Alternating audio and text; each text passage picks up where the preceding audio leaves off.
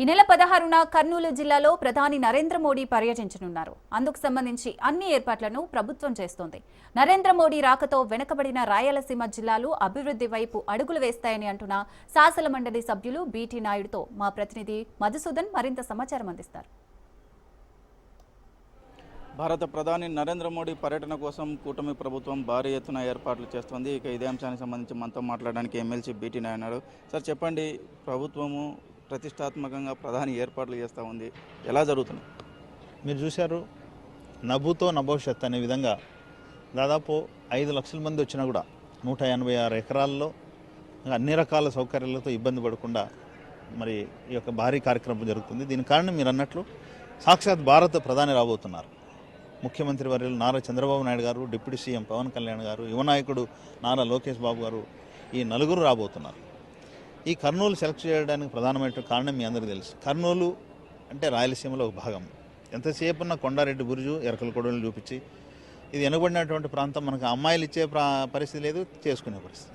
ఇలాంటి పరిస్థితిని రూపుమాపాలి, ఇక్కడ కూడా మనం డెవలప్ చేయాలనే ఉద్దేశంతో ముఖ్యమంత్రి వర్యులు నారా చంద్రబాబు నాయుడు గారు రాయలసీమ డిక్లరేషన్లో భాగంగా మా యువ నాయకుడు పాదయాత్ర సందర్భంగా ఏదైతే హామీ ఇచ్చాడో రాయలసీమకు సంబంధించి హామీని నెరవేర్చలో భాగంగా సాక్షాత్ ప్రధానమంత్రిని తీసుకురాబోతున్నారు. డ్రోన్ హబ్గా కర్నూలుని ప్రకటించబోతున్నారు. ఇవన్నీ అందులో భాగంగా బడుగు బలిగిన వర్గాల కనీస అవసరాలైనటువంటి జీఎస్టీ సంబంధించి తగ్గించారు. మరి వాటిని తెలపడానికి కూడా రాబోతున్నారు. అందుకోసమే ఈ సభ భారీ ఎత్తున నిర్వహిస్తున్నాం.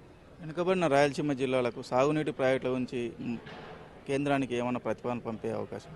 ఈరోజు ముఖ్యమంత్రి వర్యులు ఢిల్లీకి వెళ్ళారు. ప్రధానమంత్రి గారితో రేపు కర్నూలులో 16వ తారీఖు నాడు జరగబోయే సభలో కనీస అవసరాలైనటువంటి సాగు, త్రాగునీరు, ఇండస్ట్రీస్, యువతకు, నిరుద్యోగ యువతకు వృత్తి ఏం చేయాలనేది ప్రధాన అజెండాగా ఈరోజు చర్చించి నాకు తెలిసి 16వ తారీఖు నాడు జరగబోయే సభలో మనం గుడ్ న్యూస్ వినొచ్చు అనేది నాకు. శ్రీశైల దేవస్థానాన్ని తిరుమల తరహాలో అభివృద్ధి చేసే అవకాశం ఉంది. అందులో భాగంగానే ప్రధానమంత్రి గారు అందుకోసమే సాక్షాత్ పరమశివుడిని, అమ్మవారిని దర్శించుకొని ఫస్ట్ అక్కడ విజిట్ చేసి ఇక్కడ వస్తున్నారు. ఖచ్చితంగా మీరు అన్నట్లు వెంకటరమణ స్వామి ఎట్లుందో శ్రీశైలాన్ని కూడా ఆ విధంగా చేయాలనే ప్రధాన ఉద్దేశం కూడా ఉంది. అయితే భారత ప్రధాని నరేంద్ర మోడీ కర్నూలు జిల్లాకు రావడంతో సీమ జిల్లాలు సస్యశ్యామలమయ్యే అవకాశం ఉంది.